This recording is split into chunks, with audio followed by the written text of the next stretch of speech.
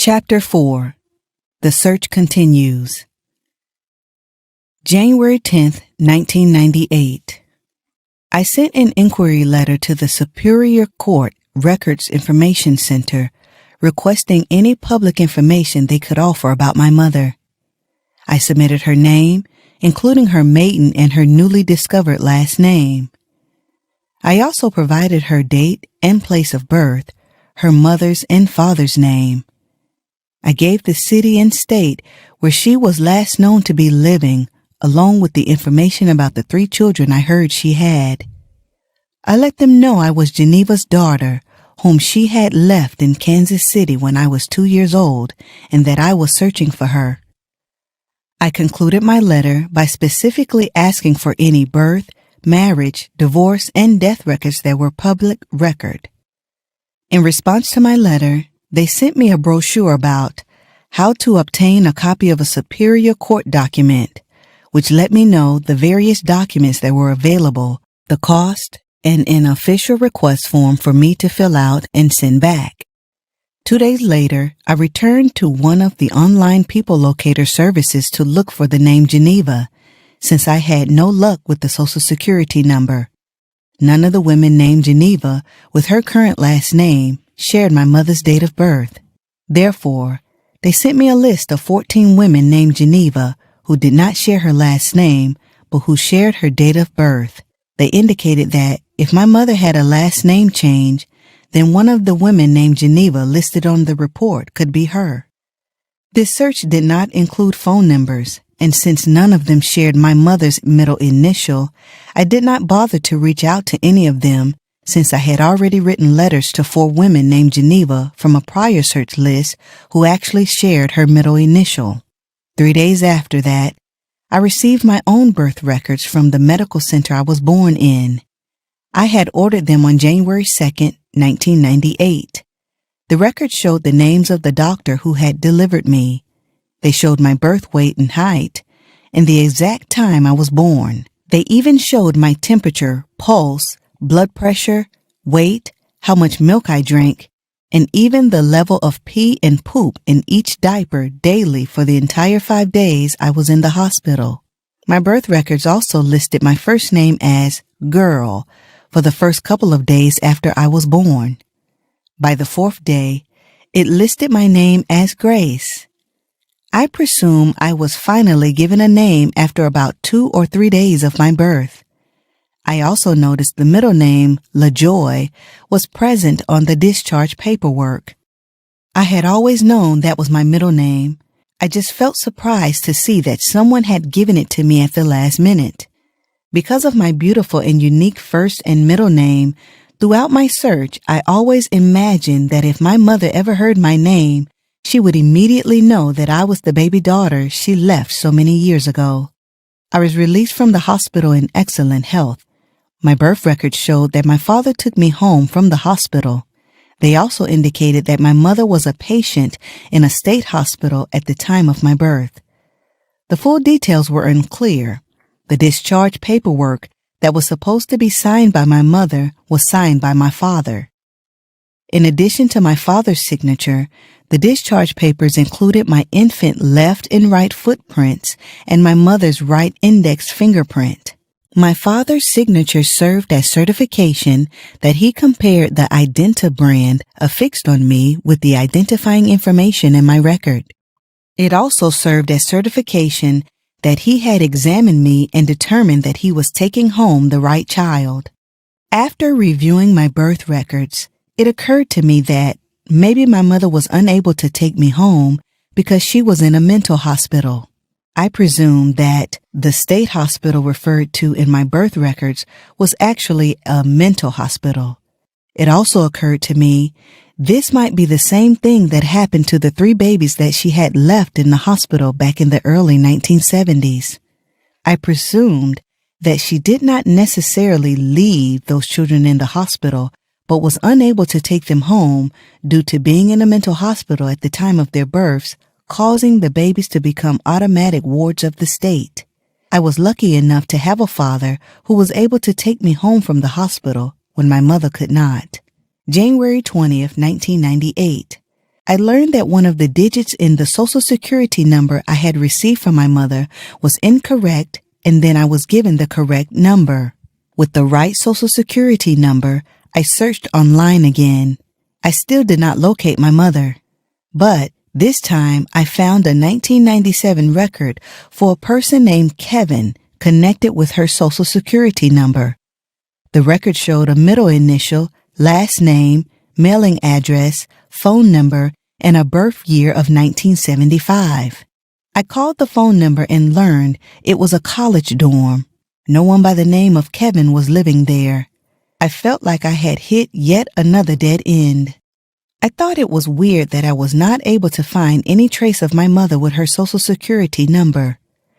I also thought it was strange for my mother's Social Security number to be connected with someone who was born in 1975, especially since she was born in the 1930s. I wondered if Kevin could be my sibling. I conducted additional research on his full name, but I was unable to find a matching name anywhere. Now that I had what I believed to be a good Social Security number for my mother, I sent a letter to a federal government agency's Office of Disclosure requesting to locate my mother as a missing person. I included my mother's name, date of birth, her parents' names, her place of birth, and her last known address. I do not remember if I ever received a response from the agency. Obviously, I did not locate her as a result. January 21st, 1998. The last online people locator service I used was never actually able to find any women named Geneva who shared her current last name and date of birth.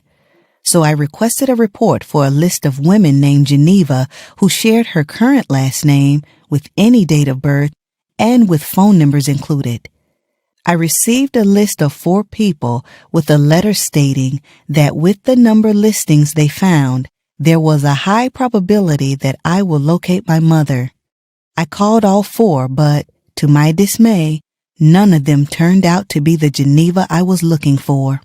By this time, I had used the online people locator service to conduct several Geneva searches using all the last names I had for her. I even searched with no last name.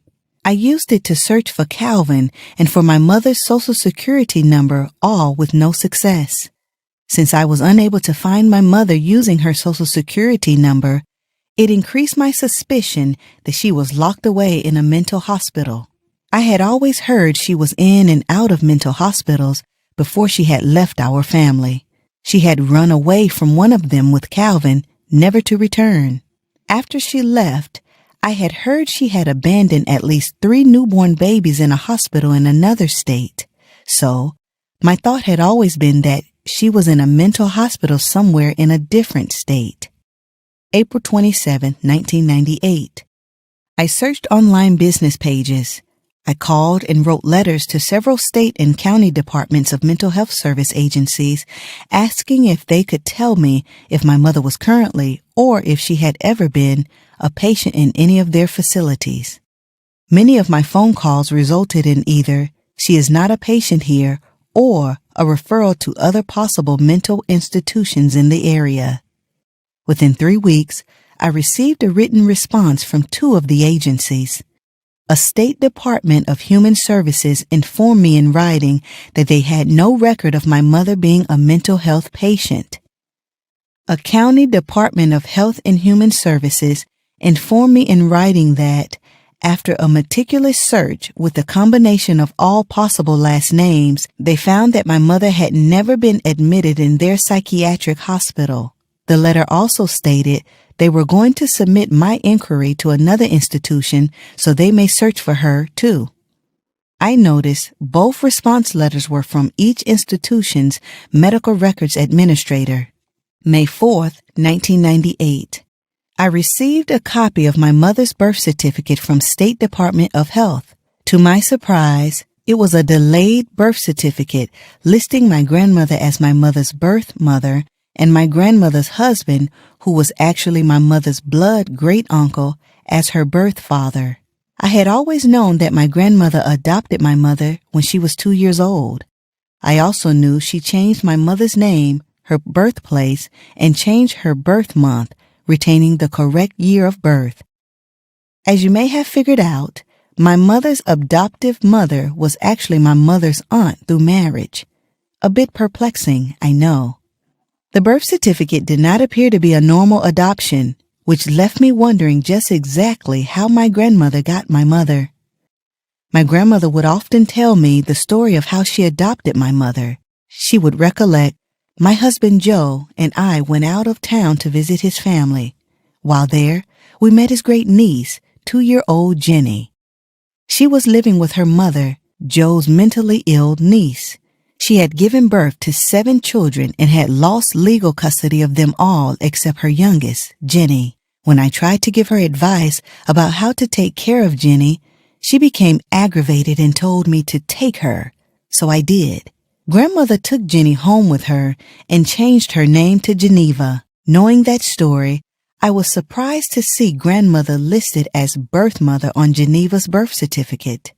The next day, I sent a request and a blank check with a note, not to exceed $20, to the clerk of Superior Court.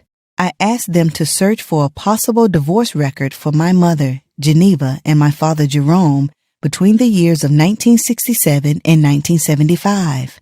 I sent an identical request asking them to search for a possible marriage record for my mother, Geneva, and Calvin between the years of 1975 and 1998. Within 1 week, I received a response for both stating no record was found. They both sent my blank check back to me since they did not find the record I requested. July 8, 1998. In search for more answers, I wrote a letter to the Department of Health and Human Services, Vital Statistics, requesting marriage records for Geneva and Calvin during the years of 1968 through 1975. I received a certified statement of no record on file. I also requested divorce records for Geneva and my father during those same years, just in case my mother had filed for a divorce after leaving Kansas City. After all of those attempts, mother was still missing. Fatigue overpowered me. I felt like all avenues had been exhausted. It seemed Geneva would never be found, so I took a break from searching and just enjoyed my life. It was during that break that I published my first book of poetry, began conducting workshops for aspiring authors, and earned my doctorate degree. September 11, 2008. My brother gave me a copy of my father and mother's divorce order dated 1971. He had held it for years, but I had not known he had it. In the past, I had been searching in the state I heard my mother had moved to. Since she was the one who left, I was thinking she was the one who had filed. I had actually forgotten how my father filed on his own in Kansas City. I was around 5 years old at the time of their divorce. I actually remember my father talking about his intentions and efforts to divorce my mother because she had abandoned us and he did not know where to find her to get her signature for the divorce paperwork. I also remember his relief the day the courts granted him the divorce and custody of us, his 6 children. Because of what my father went through to ensure the court awarded him custody of us, I felt like my father truly wanted us. This gave me a sense of security, like no one would ever be able to take me away from my daddy. If you enjoyed this story, please like this video and subscribe to our channel.